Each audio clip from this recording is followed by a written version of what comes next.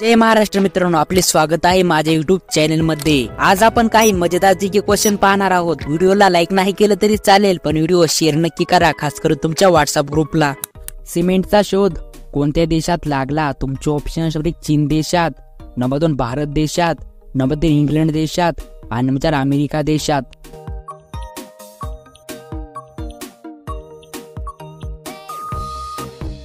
तर तुमचं बरोबर उत्तर असणार आहे नंबर 3 इंग्लंड देशामध्ये। इंग्लंड देशामध्ये सिमेंटचा शोध लागलेला आहे। कोणत्या भांड्यात गरम दूध पिऊ नये? तुमचे ऑप्शन आहे पितळच्या भांड्यात, नंबर 2 स्टीलच्या भांड्यात, नंबर 3 चांदीच्या भांड्यात आणि नंबर 4 ॲल्युमिनियमच्या भांड्यात।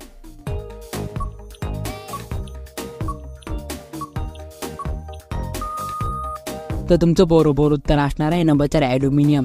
ॲल्युमिनियमच्या भांड्यामध्ये गरम दूध पिऊ नये। शेळीच्या दुधात कोणते जीवनसत्वे असते? तुमचे ऑप्शन आहे vitamin D, number 2 vitamin A, number 3 vitamin B आणि नंबर 4 विटॅमिन के।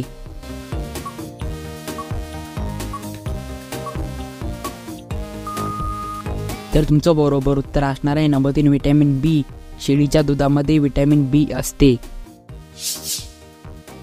जमिनीवर झोपल्याने कोणता आजार ठीक होतो? तुमचे ऑप्शन आहे हार्ट अटॅक, नंबर 2 कर्करोग, नंबर 3 कावीळ आणि नंबर 4 कोरोना।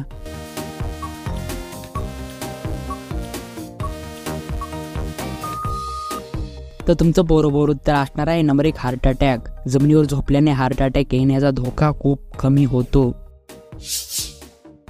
फ्रीज मध्ये कोणते फळ ठेवल्यास विषारी होते? तुमचे ऑप्शन आहे आंबा, नंबर 2 केला, नंबर 3 टरबूज आणि नंबर 4 जॅकफ्रूट।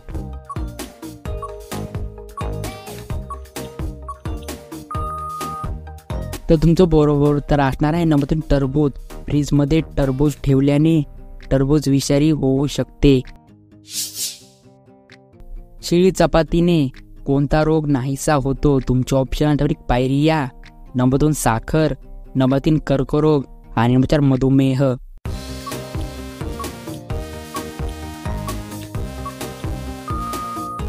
तर तुमचं बरोबर उत्तर असणार आहे नंबर 2 साखर। शिळ्या चपातीने शुगर रोग नाहीसा होऊ शकतो।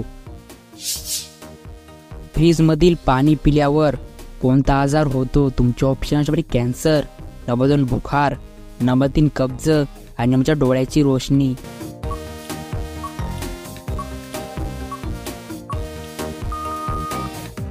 तर तुमचं बरोबर उत्तर असणार आहे नंबर 3 कब्ज। फ्रीज मधील पाणी पिल्यास कब्ज नाहीसा होतो।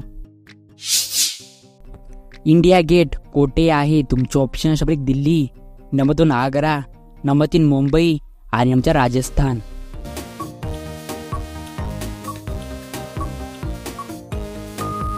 हे मित्रांनो, खास तुमच्यासाठी प्रश्न होता। तुम्ही मला या प्रश्नाचं बरोबर उत्तर कमेंट बॉक्स मध्ये नक्की कळवा।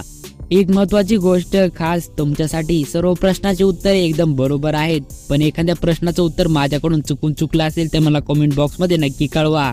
भेटूया पुढच्या मजेदार व्हिडिओ मध्ये। तब तक के लिए जय हिंद, जय महाराष्ट्र।